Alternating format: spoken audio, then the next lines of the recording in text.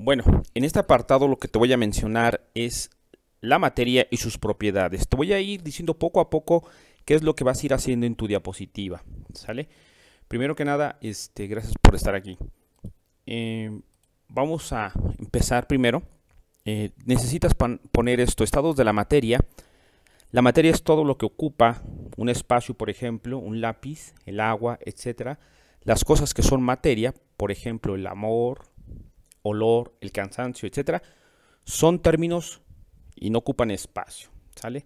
Entonces, estas características me gustaría que las pongas en tu cuaderno. Los estados de la materia los vemos y los podemos identificar en sólido, líquido y gaseoso. ¿Sale? Eso también vamos a poner en este pequeño cuadro. Vamos a identificar las formas en que los cuerpos cambian en estos tres estados, todos influenciados por la parte de la masa, el volumen y la forma.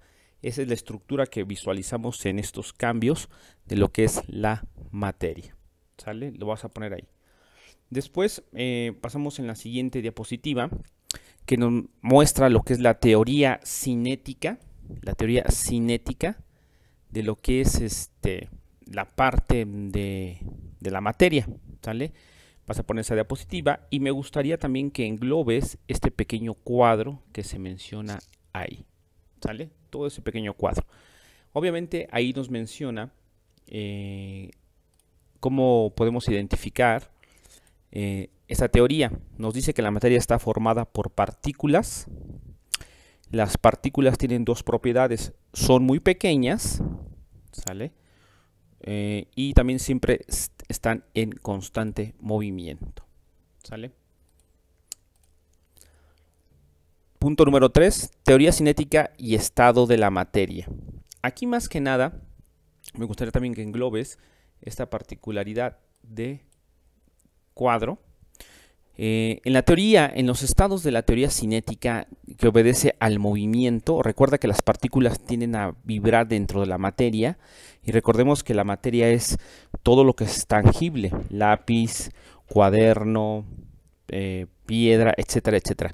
Podemos identificarlo en sólido, en líquido y en gaseoso, ¿sale? Cada elemento sólido lo podemos mencionar con diferentes características. El sólido lo podemos mostrar con partículas fuertemente entre sí.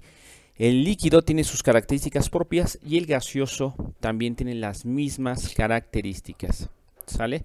Todo eso involucra a esta teoría cinética. Dentro de estas propiedades mencionamos también que los gases se componen de acuerdo a la temperatura en forma de expansión y en forma de compresión. Cada una tiene características entre sí. La de expansión, las moléculas tienden a aumentar y en la compresión tienden a disminuir, ¿sale? Lo iremos viendo poco a poco. Por otro lado, en la siguiente diapositiva tenemos la temperatura y los estados de la materia. Aquí vamos a ver cómo se influye esta temperatura y los estados dentro de la materia. Si te das cuenta, en esta parte del subrayado que hago, cambios en las propiedades de los sólidos, líquidos y gases cuando cambia la temperatura. Aquí vamos a ver cómo la temperatura es parte fundamental de la transformación de la materia. Entonces podemos decir que si la temperatura aumenta, tendremos dilatación.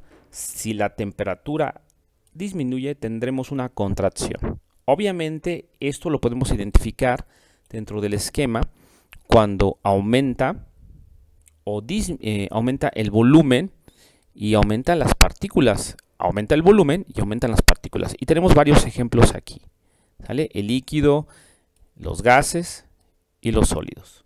Al igual forma que tenemos en la parte de acá de lo que es cuando también disminuye. Todo eso también me gustaría que lo agregues ahí en tu sistema de aprendizaje. En la siguiente diapositiva que te voy a mostrar,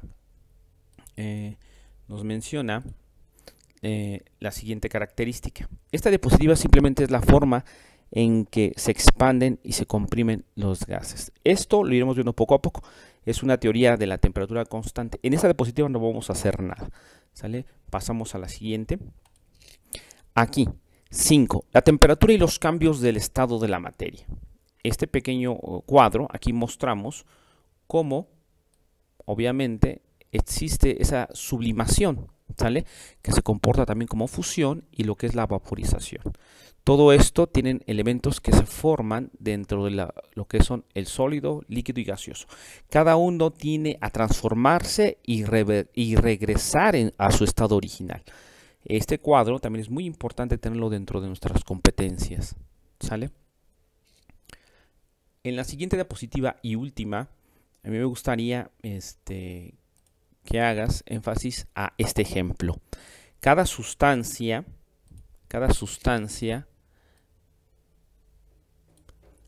necesita una temperatura determinada para cambiar su estado, de manera que cada proceso anterior necesita una temperatura concreta llamada punto D, y ahí podemos identificar fusión, ebullición o etcétera. ¿Sale? El ejemplo del agua. Tenemos aquí al ejemplo del agua cuando lo tenemos en estado sólido, cuando lo tenemos en estado líquido, ¿sale? Y cuando las temperaturas influyen en esos casos, como vemos aquí, ¿sale? Recuerda que el agua a 100 grados centígrados tiende a evaporarse. A una temperatura de 0 grados centígrados tiende a convertirse en estado sólido. Esto es lo que quiero que tengas y esto es lo que vamos a ir tomando como competencia. Éxitos, estoy para ayudarte y servirte.